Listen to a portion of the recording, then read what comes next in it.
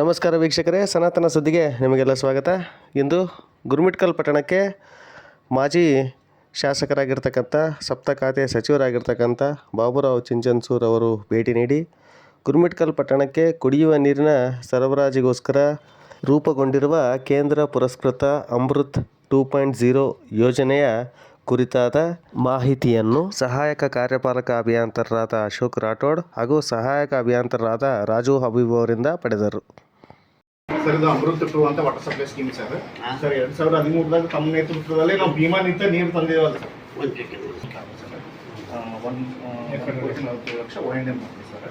Total 20 ಕೋಟಿ 94 ಲಕ್ಷ ಎರಡು ಸೇರಿ ಸರ್. ONM ಮತ್ತು ಗುರುಮಿಟ್ಕಲ್ ವರ್ಕ್ ONM ಅಂತ ಬರ್ತದೆ ಸರ್. ONM ಮೇಂಟೆನೆನ್ಸ್ ಮಾಡೋದು ಸರ್.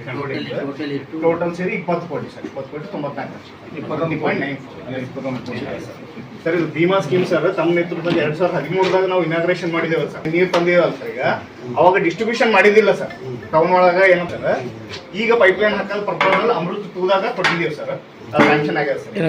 ಏನಂದ್ರೆ ಸರ್, ಟೋಟಲ್ ಟೌನ್ ನಾವು ಈ ತರ 6 ಝೋನ್ ಡಿವೈಡ್ ಮಾಡಿದ್ದೀವಿ ಸರ್. ವರ್ಕ್ ಸ್ಟಾರ್ಟ್ ಆಗ್ಯಾದ sir. Total town sir 6 zone ಆಗಿ ಡಿವೈಡ್ ಮಾಡಿ ಸರ್. ಸರ್ ಇದು 2 ವರ್ಷ ಸ್ಕೀಮ್ ಸರ್. 2 ವರ್ಷ. ಹಾಂ ಸರ್. ಈಗ ಏನಾಗಿದೆ ಸರ್, ತಮ್ಮ ನೇತೃತ್ವ 2013ದಾಗ ಹೊಸ ಪಂಪ್ ಹಾಕಿದೇವು ಸರ್. ಪಂಪ್ಗಳು ಏನಾಗಿವೆ ಸರ್, ಎಲ್ಲ ಡೆಸ್ಟ್ರಾಯ್ ಆಗಿಬಿಟ್ಟಾವ ಸರ್. ಅದ್ರ ಲೈಫ್ ಟೈಮ್ 15 ವರ್ಷ ಇತ್ತು ಸರ್. ಈಗ 15 ವರ್ಷ ಮುಗಿಲಾಕ ಬಂದ ಸರ್. ಈಗ ಹೊಸ ಪಂಪ್ ಹಾಕ್ಬೇಕು ಸರ್. ನಾವು ಭೀಮಾ ನದಿ ಬಲ್ಲಿ ಹೊಸ ಪಂಪ್ ಹಾಕ್ಬೇಕು. ಮಾಡಿದೇವು ಸರ್. ಅವಾಗ ಬಿಟ್ಟಿಲ್ಲ ಸರ್. ಅವಾಗ ಏನಂದ್ರೆ ಸರ್, ಟಾಕಿ ಕಟ್ಟಿವಿ ಸರ್. ಇಲ್ಲಿಂದು ಈ ಟಾಕಿನಿಂದ ಡಿಸ್ಟ್ರಿಬ್ಯೂಷನ್ ಮಾಡಿದಿಲ್ಲ ಸರ್. ಅವಾಗ ಬರೀ ಮೇನ್ ಸ್ಕೀಮ್ ಅಷ್ಟೇ ಇತ್ತು ಸರ್. ಅದು ಮೇನ್ ಸ್ಕೀಮ್ ಮತ್ತು ಭೀಮಾನಿಂದ ನೀರು ಗುರುಮಿಟ್ಕಲ್ ಮುಟ್ಸೋದು ಮತ್ತು ಅಡಿಗಳಿಗೆ ಮುಟ್ಸೋದು ಅಷ್ಟೇ ಇತ್ತು ಸರ್. ಏನಾಗಿದೆ ಸರ್, ಅದಕ್ಕೆ ಲೈಫ್ ಟೈಮ್ ಮುಗಿದ ಸರ್. ಪಂಪ್ಗಳು ಹೊಸ ಹಾಕ್ಲಾಗ್ತಿದ್ದೀವಿ ಸರ್. ಜಾಕಲ್ ಅಂದ್ರೆ ನದಿ ಬಲ್ಲಿ ಸರ್. ಆಮೇಲೆ ಅರ್ಕೆರೆ ಬರೀ ಫಿಲ್ಟರ್ ಮಾಡಿವಲ್ಲ ಸರ್, ಅಲ್ಲಿನೂ ಹೊಸ ಪಂಪ್ ಹಾಕ್ಲಾಗ್ತೀವಿ ಸರ್. ಈ ಧರಂಪುರ್ ಸರ್, ನಮ್ಮ ಧರಂಪುರ್ ಗಡ್ಡಿ ಕೆಳಗ ಪಂಪ್ ಹೌಸ್ ಮಾಡಿವಿ ಸರ್. ಅಲ್ಲಿನೂ ಪಂಪ್ಗಳೆಲ್ಲ ಹೊಸ ಹಾಕ್ಲಾಗ್ತಿದ್ದೀವಿ ಸರ್. ಹೌದು ಸರ್.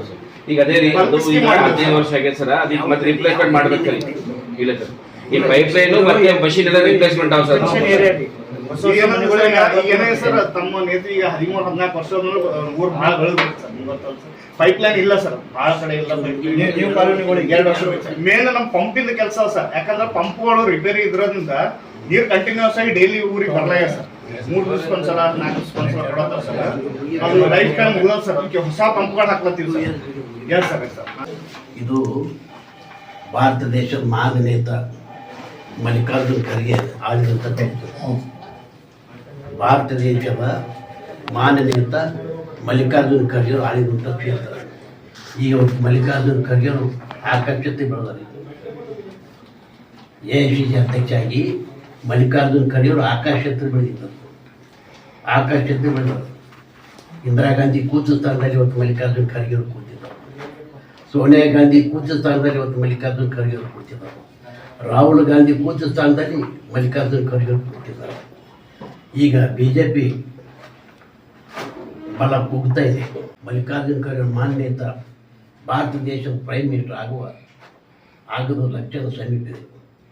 ಅದರಲ್ಲಿ ಅವ್ರ ಕ್ಷೇತ್ರದ್ದು ನಾನು ಸದ್ಯಗೆ ಆಗ ಬಂದು ಮಂತ್ರಿ ಆದವು. ನಾನು 25 ವರ್ಷ ಮೇಲೆ ಇದ್ದೇನೆ. 15 ವರ್ಷ ಮಿನಿಸ್ಟರ್ ಇದ್ದೇನೆ. 10 ವರ್ಷ ಈಗಲೂ ಕ್ಯಾಬಿನೆಟ್ ಚೇರ್ಮನ್ ಇದ್ದೀನಿ. 1 ಟರ್ಮ್ MLC.